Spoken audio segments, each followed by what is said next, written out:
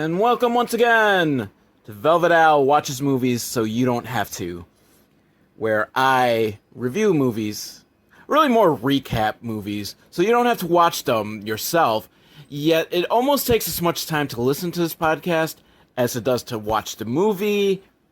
So, are you better off actually watching the movie? If there's nudity, yes, you're better off watching the movie. If no, yeah, you're probably still better off watching the movie. Am I the only podcast host that constantly, gives you reasons why you shouldn't listen to their podcast? Quite possibly. I've been doing a lot of, obscure movies lately, because they tend to be, more fun to watch in their awfulness. But it's I'm not, really popular enough that I can really, pull that off, week after week. So I do need to do some, more famous movies to try to get in the views, to get people to be like, oh, well, let me check this out, and hopefully they like the podcast and then go and check out the episodes on the more obscure stuff. So I was going to look for something really mainstream for this week, and then I stumbled across this film, and I need to absolutely fucking watch it. It is called Fountaine, I don't know, maybe once I watch the movie I'll find out how it's actually pronounced, but Fountaine and the Vengeful Nun Who Wouldn't Die. So, that alone, fucking badass, great title. And then the description just really clinches it for me. Mary, the maniac nun, must battle through gangs of thugs, a corrupt church, and even a few Nazis to bring her sister's killer to light and make them pay for her overdose. I'm all in. Hopefully you're all in. We're all in. Strap in. And let's almost got through it. Let's press play. Oh, I forgot to mention that in the credits it says directed by James Dean. Probably not that James Dean, because he's dead. But kind of crazy that they allow another James Dean to work in the movie industry. Does he send in his resume? People are like, James Dean, I thought he was dead. Let's hire him. Probably not. Maybe that's why he could get away with it, because everyone would know it's not the same James Dean. And it's Dean, so it's not the porn star James Dean either. But I digress. We're at a church. I want to say it's a small town. I don't think it's that small of a town. But we're in the church, and the priest has gathered the nuns up for a meeting. But not really a meeting. He's just yelling at them, because attendance to the church is down. Which means they're not getting as much money in when they pass the plates. And he seems to think it's the nuns' fault for doing nothing to boost attendance.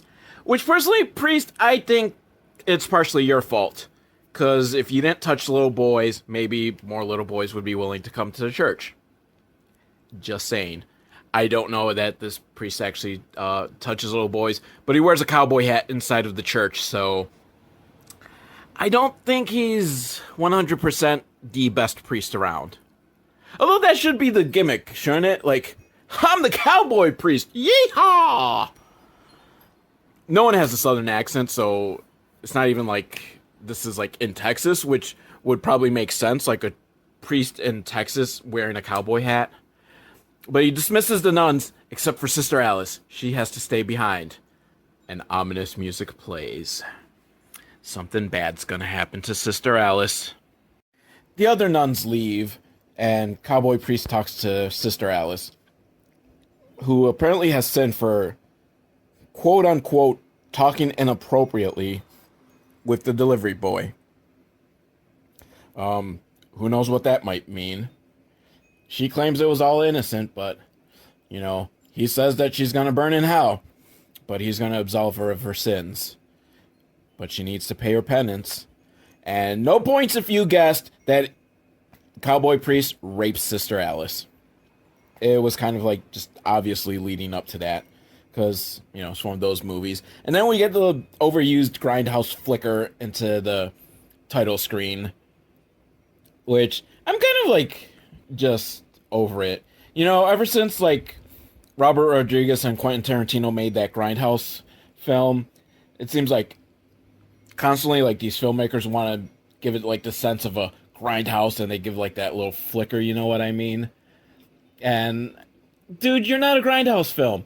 The grindhouse films had those flickers because they were like shot poorly, and the film was just kind of worn out. And unless you're gonna keep that like up for the entire film, which you're obviously not, you probably shot on a digital camera.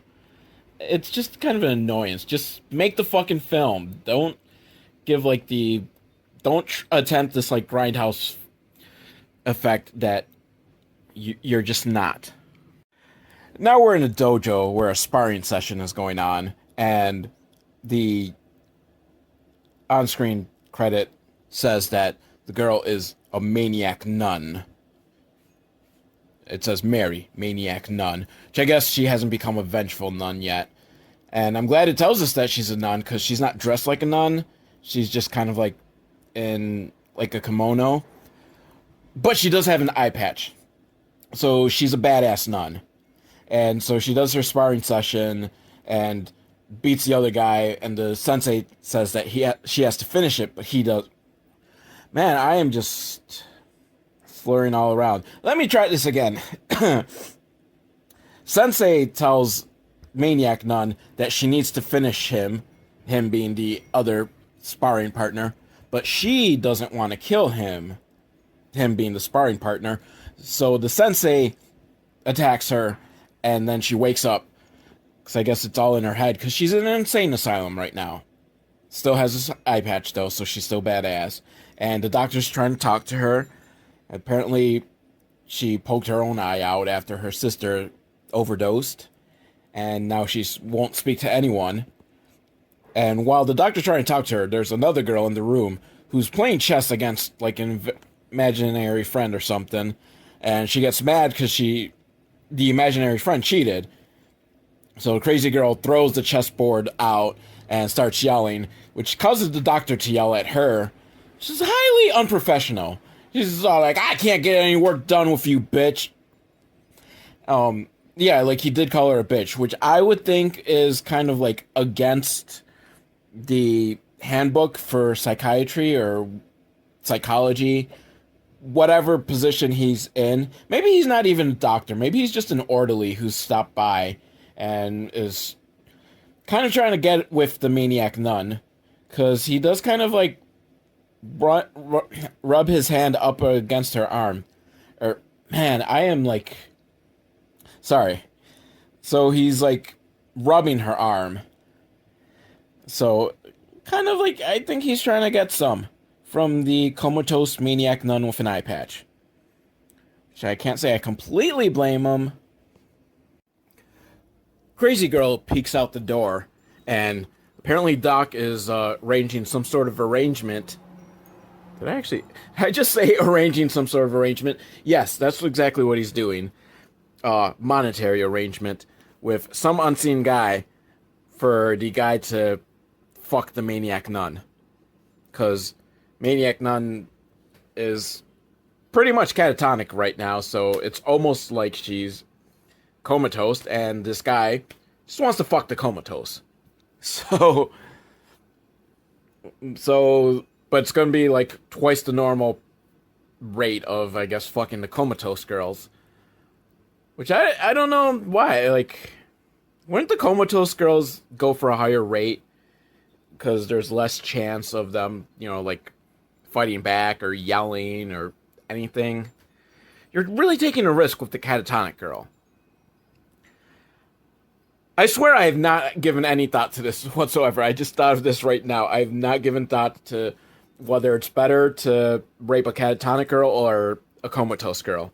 Because both are bad. Horribly, horribly bad. But crazy girl, who doesn't seem that crazy, really, once she starts actually talking, is telling Maniac Nun that, you know, they need to get out of there, because it's a bad place. It's kind of where the church sends you when they want you to disappear. Now, Maniac Nun and the other crazy girl are sent to their room and put into straitjackets. And it's a small room with just one bed. So I don't know if they're supposed to share the bed, take turns, or they just figure since Maniac Nun just kind of sits in the corner, she doesn't really need a bed. Unfortunately, there's also an orderly there who looks like a fat Andrew WK, which just makes me sad. You know, real Andrew WK is all about partying. Fat Andrew WK here is about raping, because he's trying to rape the crazy girl. Which, I don't know, like, wasn't he wanting, like, comatose women? I'm assuming he's the one that was making the deal with the doctor earlier. And crazy girl, she's stuck in a straitjacket, but she's not comatose. She's moving. She's, like, resisting him every step of the way. And Maniac Nun, she sits up and stands up and kicks him. And the two of them start kicking him while in straitjackets, which actually looks kind of cool. And somehow they open a vent down on the ground there where there's a samurai sword hiding. I don't know what the fuck. Like, the doctors in this mental hospital are not doing a good job if they're allowed fairly easy access to a samurai sword. Yes, they're in straitjackets, but as just proven, they have ways of opening the vent with their feet to get the samurai sword and cut open their straitjacket arms and slice the head off of fat Andrew WK. And then Maniac Nun wakes up. And I'm guessing she's at the church, in her church quarters, because there's the silhouette of a cross. So it's like the light coming through the window. Or not the window, just like those big crosses. Whatever. Point is, she's not in the crazy hospital anymore. So I don't know. Was that all a dream? Which makes me kind of sad that if she doesn't have like these ass-kicking, like, samurai sword using abilities. Because this is twice. These are two dreams she's woken up from where she's using a samurai sword. So I don't know if she really can use the samurai sword. And also, was this a dream inside a dream with the original fight where she was like sparring with her partner? Because that was a dream that she woke up into this dream. I hate dreams in the dreams because it just gets too fucking confusing. Maniac Nun has a giant black eye, or really just a bruise around her eye. Her good eye, of course, not her patch eye. I guess what would I... Yeah, patched eye. Eye patch. Sorry, I'm just kind of distracted a little bit because there's a lot of noise going on outside because this week is Canal Fest. Or, as I affectionately call it, I'll cut a bitch for stealing my parking spot fest. That is neither here nor there. So she wakes up and she's taken to a room with other nuns and the sensei guy and the guy she was sparring with the other night. Apparently that really did happen. Just the stuff in the insane asylum was a dream. She really did get knocked out by her sensei for refusing to finish the guy. Which, I don't know, the guy seems kind of happy that she didn't kill him. In comes Father Hobbles. I'm calling him Father Hobbles because he looks like this guy that I used to work with that we would call Hobbles. Yes, very offensive, so I'm sticking with it. Yeah, he had a bit of a leg issue and hobbled when he walked. He was cool with it, so if he was cool with it, I don't give a fuck if you're cool with it. He's cool with it is all that matters. So Father Hobbles has a whole thing going on. I'm sorry, I get so fucking distracted. Let me take a moment to pause and regather myself. So yeah, so Father Hobbles is looking for a guy called Fountaine, of the title of the movie, Fountaine.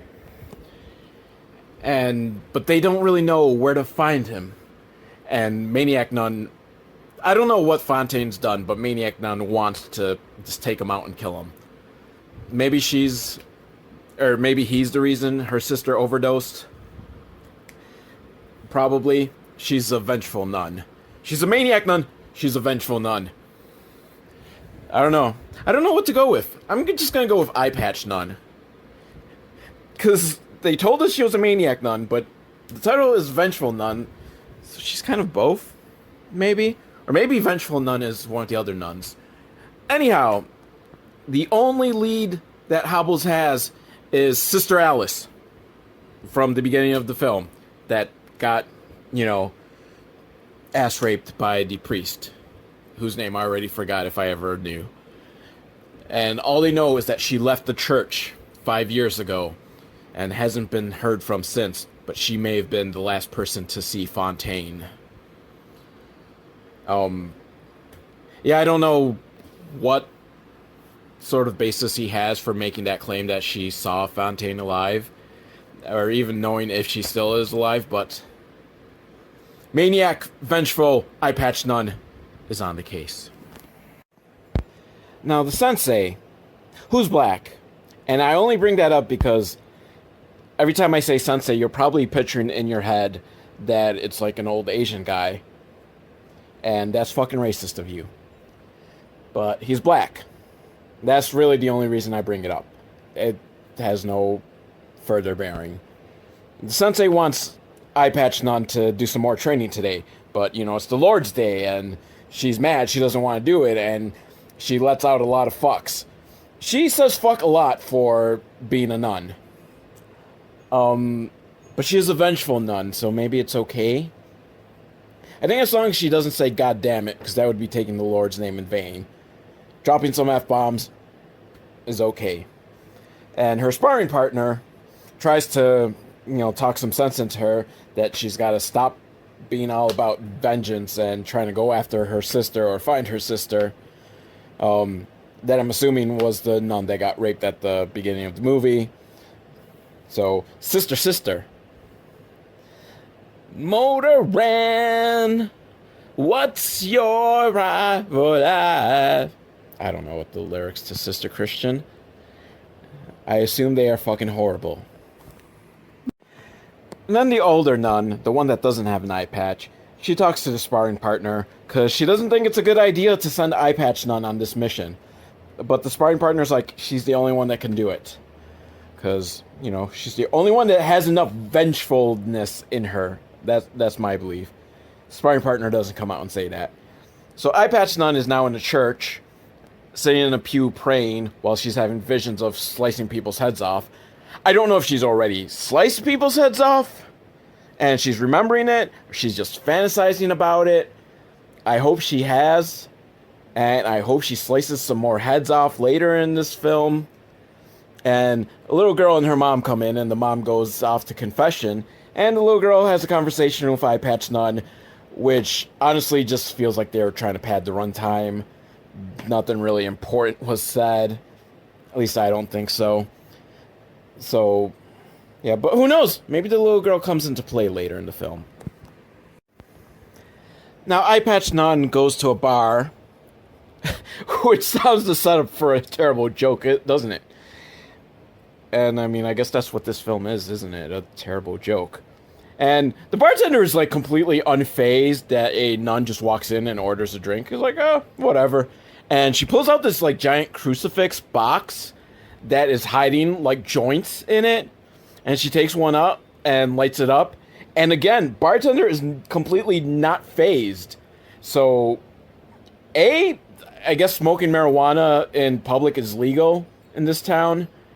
And B, he must have seen everything that, a nun drinking and smoking pot just doesn't faze him. Oh, yeah, another Tuesday.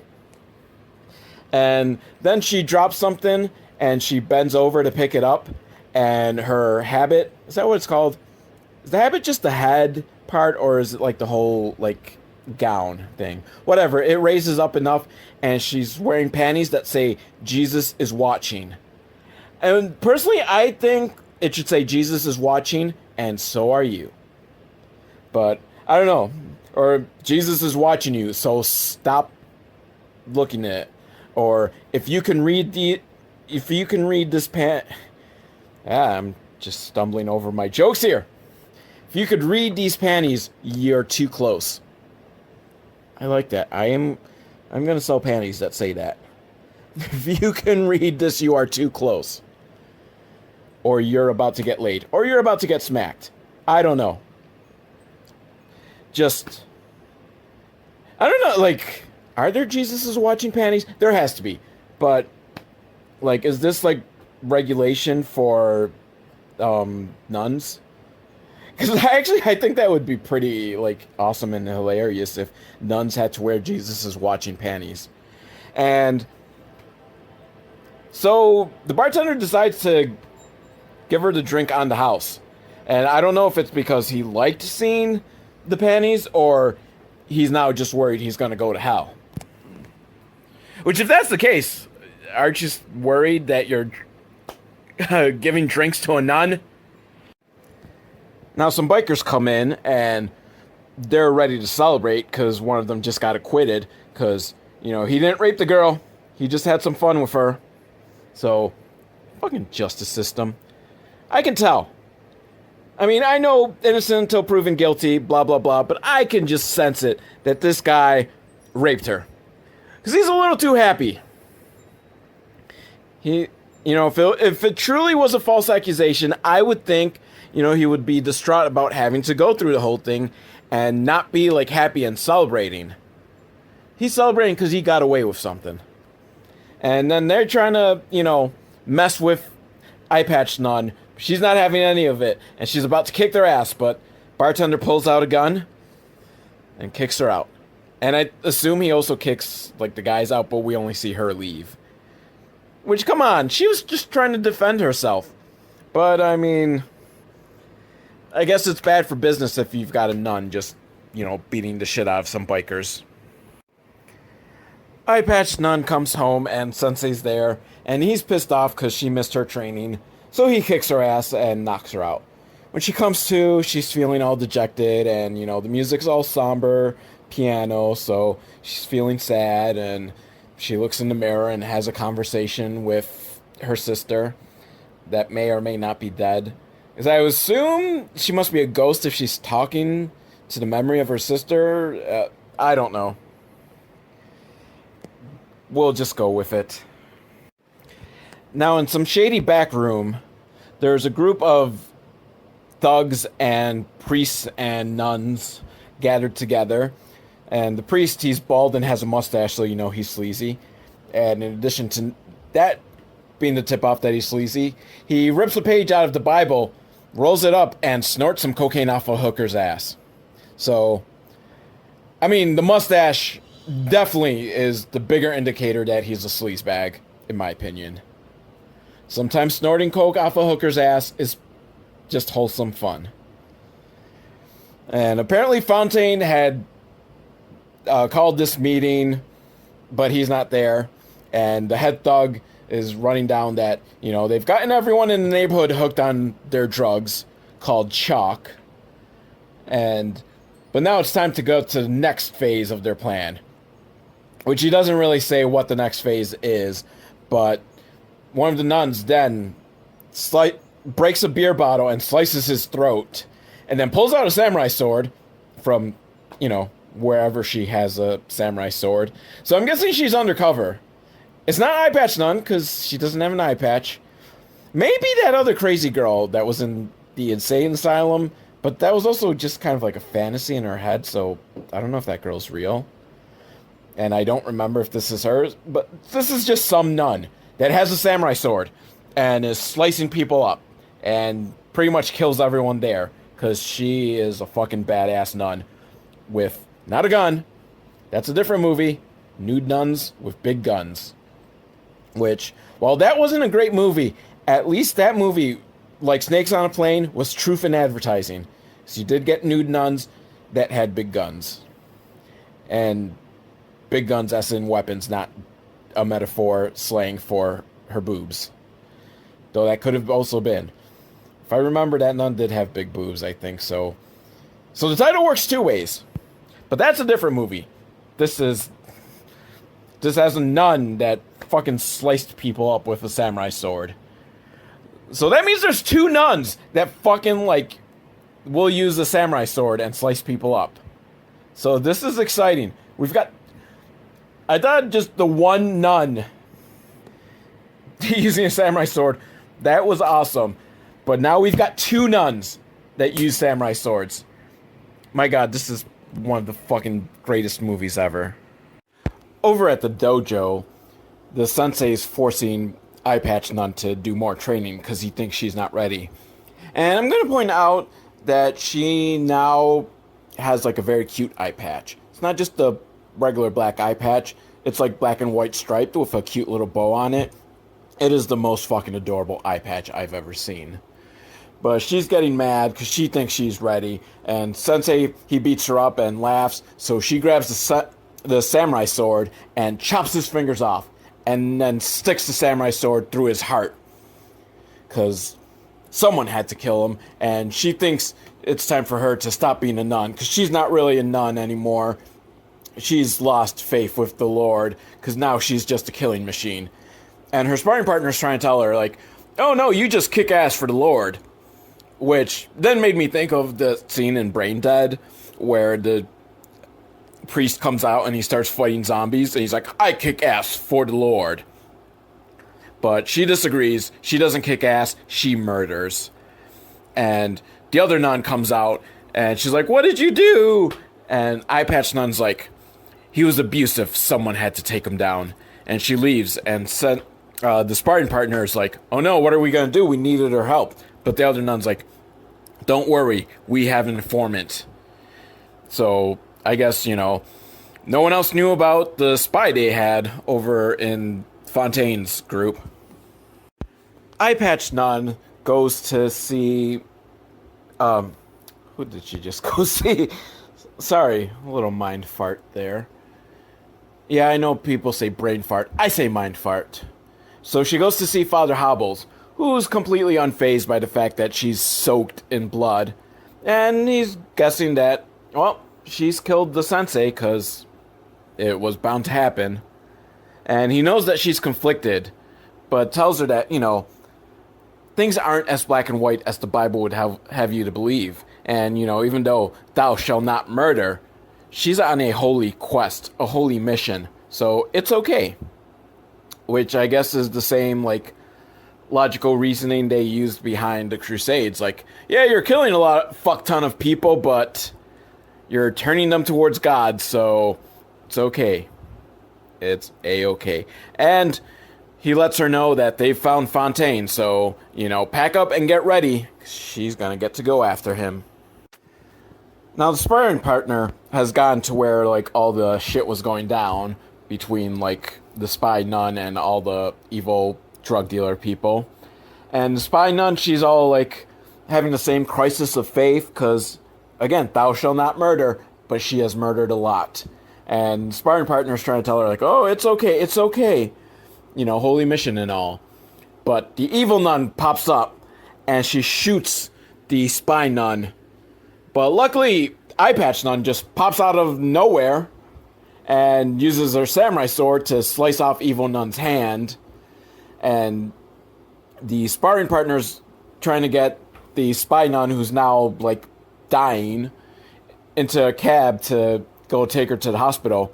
But some stranger in a bloody, doctor's gown or something sneaks up behind him and uses some chloroform to knock him out and kidnap him. Now, Eye Patch Nun goes inside the building and starts just kicking ass and beating everyone up and killing them. And it's like one of those video games where you kind of go up floor by floor and you have to defeat all the enemies and then go up to the next floor, defeat those enemies. Kind of I'm thinking of that Kung Fu game for the original Nintendo 8-bit system, which was really fucking hard and I hated that game. And I don't know why I kept playing it. She rips out one guy's throat, with her bare hands. She is so fucking badass. I love Eye Patch Nun. I'm going to ask her to marry me. Assuming that she survives this movie. Which I guess she must. Because remember, the title is The Vengeful Nun Who Would Not Die. So, there hasn't really been that many attempts to kill her yet. But she will not die. And then there's a Nazi dominatrix. Because of course there is. And she sends some more of her guys out, and soon they outnumber Eye Patch Nun and knock her out. I guess the sparring partner wasn't actually like kidnapped. He was just knocked out with the chloroform and just left there on the street. But he wakes up and he goes inside the building looking for the eye patch nun. But no one wants to talk because, they're henchmen. They don't talk. So he just starts kicking ass. He curb stomps some motherfuckers, like real hardcore. Like his foot like goes through their head and completely squashes their head. And that makes the other guy that's left like, oh, no, I'll talk. Please don't curb stomp my head. But, it's not enough to just talk. Sparring partner wants this henchman to show him where everyone is. Eye Patch Nun is tied up in the basement, and there's a maniacal, crazed scientist doctor guy. And he's got a syringe full of something, and he's laughing maniacally because, he's a crazed doctor, surgeon, scientist, whatever. And he's about to do something to Eye Patch Nun, but then he's shooed out of the room by the Nazi dominatrix. And she's about to unleash something and beat the shit out of Eye Patch Nun, I think. But then she gets shooed out of the room by the White Nun. And I'm calling her the White Nun not because she's white, but because her entire outfit is white. And I need something to call her. So she's the White Nun. And she gives a speech about, how she's not the bad guy.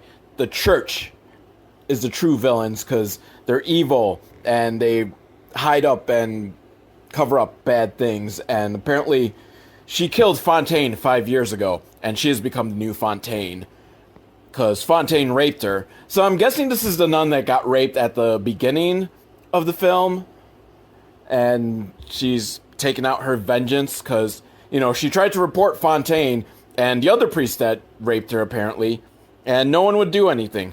Because that's what the Catholic Church does, A bunch of kitty diddlers, and I don't care. I'm not apologizing for that. Fucking put a warning on this episode or whatever. Like anyone's really made it this far along in listening to this podcast. They're a fucking bunch of kiddly diddlers, and they just cover it up and just move them to another parish where they can diddle some more kitties. So fuck them. I'm kind of on the side of the White Nun here. The Catholic Church does need to be taken down. Might not agree with her methods, but, the sentiment's there. Now, cut to a fat guy fucking a fat girl. She's not that fat. She's curvaceous. And we see her boobs. So, an hour into the movie. So, you don't pass the Velvet L test, movie. But I will never say no to showing boobs. And she's completely bored while they're fucking. Which I know all too well. Yeah, I know that look from women. It's kind of heartbreaking. But this guy doesn't care because he's just going to do some blow. And she asks him, where's the blow? And his cock is just kind of flapping about. But it's obviously a fake cock, which pisses me off. Now, not that I want to see cocks, but if you're going to do, like, full frontal, go and do full frontal. Don't give us fake flapping cocks. If his dick is too small, so be it. Just let it flap by. Don't use fake dicks. You don't see fake boobs being used. And I'm thankful for that. So, if you're gonna do nudity, I want real nudity. And then suddenly, with no explanation, the guy is dressed, walking with some other guy down the hall, and they're talking about this guy who has a huge dick. Which, I guess if we see his dick, it's probably gonna be fake too. Like fucking Marky Mark and his fake dick flapping about at the end of Boogie Nights. Which, okay, I get it. Marky Mark probably doesn't have a 12-inch dick. But was there really a need for his dick to kind of just flap out there? Like, we really needed to see a 12-inch dick to truly believe? Okay, he does have a 12-inch dick. Marky Mark has not been lying to us for this film. So, real dicks. All I ask for is if you're gonna go the route of showing dicks, show a real dick. As they turn the corner, they run into the sparring partner who's there with the henchman, holding a shotgun up to his head. And to show he means business, the sparring partner shoves the shotgun into the henchman's mouth and pulls the trigger. And the other two guys are like, oh no! And they're going to try to run, but no. Sparring partner shoots them as well. And then the fat girl comes running out, and she's going to make a lunge for it, but she slips on some blood and cracks her head on the floor. Down in the basement, the crazed doctor scientist guy is torturing Eye Patch Nun, smashing her hand with a hammer and slicing off her fingers, which of course is just making the Nazi dominatrix all horny, so she starts masturbating, using blood as lubricant. Yeah, the film went there. But Eye Patch Nun starts praying to God to help her.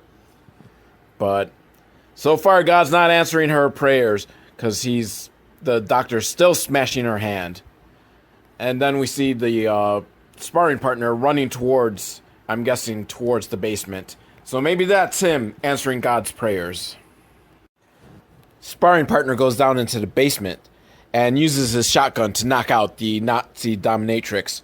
But then the crazed doctor scientist guy stabs him in the back. Meanwhile, Eye Patch Nun frees herself by slipping her hands through the restraints. Which, what? Could she have done this the whole time? Like, she just slipped her hand right through the restraints. Like, they didn't even have to, like, untie herself. So she could have done this any time and didn't? You just lost some fingers because for the hell of it? I don't know. But she grabs the samurai sword and slices crazed doctor guy right in the dick. Just slices him. I'm assuming. If for some reason he falls into the chair and she shoves the samurai sword right into his crotch. So I imagine his dick got sliced open. The Nazi dominatrix comes to just in time for Eye Patch Nun to grab a chainsaw and slice her pussy open. Let me repeat that, because you might be going like, wait, I must have heard that wrong. Nazi dominatrix comes to... Oh my god, yeah, now you're hearing it wrong. Nazi dominatrix comes to just in time for Eye Patch Nun to grab a chainsaw and slice her pussy open. Yes, that is what happens. And her guts go spilling out. I don't know enough about anatomy and inner anatomy to know if, your guts would spill out through your pussy if it got sliced open. We'll go with it. And then she grabs a flame torch to do something. I don't know. We don't see what it is she does with the flame torch. Eye Patch Nun grabs a flame torch and laughs maniacally. And I don't know if she uses it or not, because it seems like sparring partner maybe talked her out of it. Now they end up in a back room where there's a gang waiting for them, as well as a nun that's been kind of crucified. And I don't know if it's the Eye Patch Nun's sister or just some random nun. Maybe it was the spy nun. I don't know. I don't recognize it. All white people look the same to me. So this causes Eye Patch Nun to go a little catatonic as she's just kind of like kneeling and crying, or not even crying. She's just like catatonic at the sight. And her sparring partner is trying to fight off the gang, which at first he's doing well because they take the tried and true tactic of attacking them one at a time. But when that doesn't work, they decide, wait a minute, there's a shit ton of us and one of him. Let's all attack at once. And the numbers advantage go in their favor. And he cries out, and that's enough to snap Eye Patch Nun out of it. And she grabs her samurai sword and just starts slicing open gang members. And sparring partner takes his hammer, which he grabbed at some point, and uses that to beat people open and crack their skulls in. And so Eye Patch Nun and the sparring partner win the fight. Now the Eye Patch Nun and the sparring partner go up yet another level where there's yet more henchmen who unfortunately made the mistake of bringing guns to a samurai sword fight, and they get killed. And the sparring partner passes out because it's been all too much for him, while Eye Patch Nun goes to fight a samurai sword fight with this other chick, who I'm not sure. I don't recognize her, so I don't think I've seen her before, but I don't know if she's the white nun who's behind everything, because the movie's almost over, so this seems like it's the final fight. So I'm assuming, but I don't know, because she's not dressed like the white nun was, because now she's got like a kimono on and doesn't have her like nun hat on, the habit. So I don't know. Some reason I was thinking the white nun was a blonde, but this chick's a brunette. So I'm assuming she's the final boss. And then meanwhile, the girl that had been crucified suddenly wakes up. And she tears her arms through the nails, her hands through the nails on the cross. While Nun. What? I'm just getting confused. There's too many people in this film. Eye Patch Nun is about to fight final boss, because now they're outside in some sort of like graffiti ridden like concrete jungle neighborhood or something. So they have their big fight, Eye Patch Nun and final boss Nun, and it looks like the final boss is gonna win, because she's got Eye Patch Nun down on the ground and she's about to slice her with her samurai sword. But then the crucifix girl comes running up behind with a samurai sword, because there's an awful lot of samurai swords just around in this movie. They just happen to be like everywhere. And she slices open final boss, or I mean not slices open, just kind of rams the samurai sword into final boss Nun. And final boss Nun falls, and Eye Patch Nun picks up her samurai sword and looks like she's about to slice off final boss Nun's head. But she chooses not to. Do not decapitate the final boss. No, finish her type finishing. Just leaves her there to die. Because I don't know, maybe she just realizes, it's too much. She doesn't need this level of vengeance to chop off the final boss's head off. I think she should have gone for it. But no, she goes, and I was assuming the crucifix girl was like her sister or something. She hugs her and says, "I love you." And then they kind of like French kiss. At least it kind of looks like that. And I don't know, maybe it's one of those type of families. I'm not going to judge. Now, Father Hobbles, and seriously, I cannot get over just how much he looks like Hobbles. Maybe I'll track Hobbles down and ask him, and ask like, "Hey, were you in this film?" That would be crazy. But more, I don't really want to track him down. But he's talking to the sparring partner and asking like if he knows where the Eye Patch Nun and her sister went.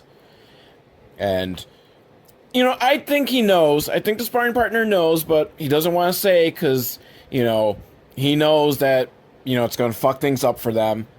Even though Father Hobble swears he just wants to talk, but the sparring partner, he knows how these talks go. And then we see the Eye Patch Nun and her sister, not Tia and Tamara.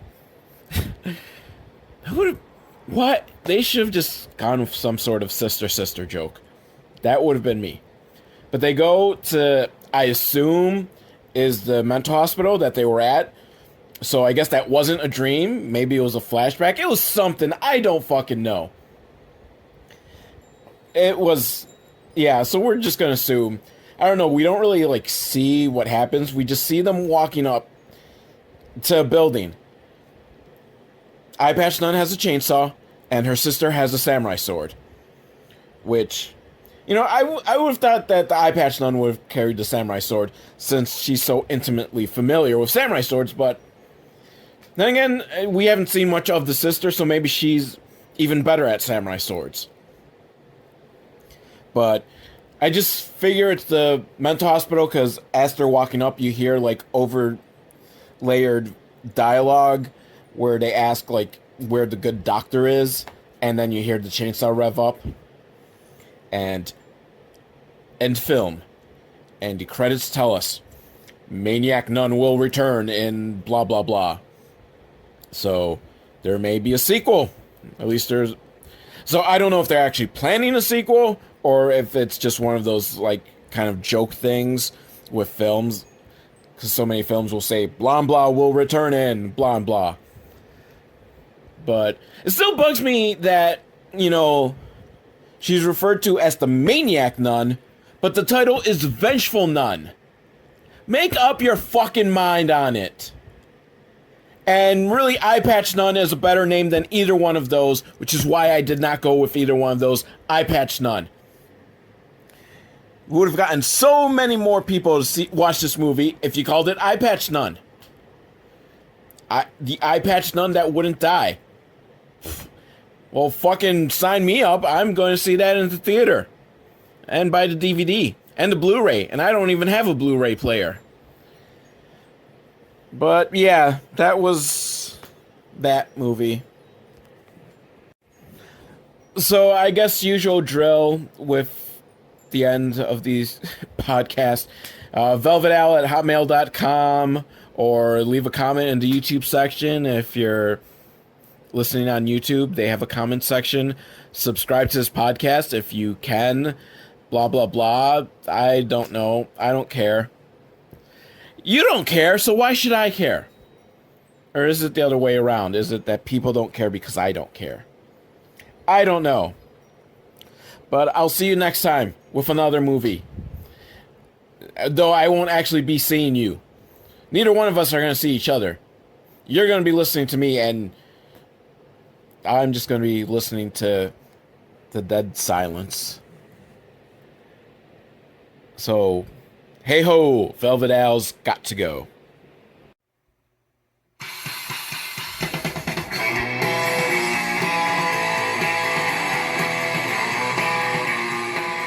And I want to thank the Living Brain Dead for providing the official theme song for Velvet Owl Watches Movies So You Don't Have To. It's called Never Fuck With Catgirls, and you can get it at livingbraindead.com, which you should totally do. They are not paying me for this, so I shill them out of my love for the music.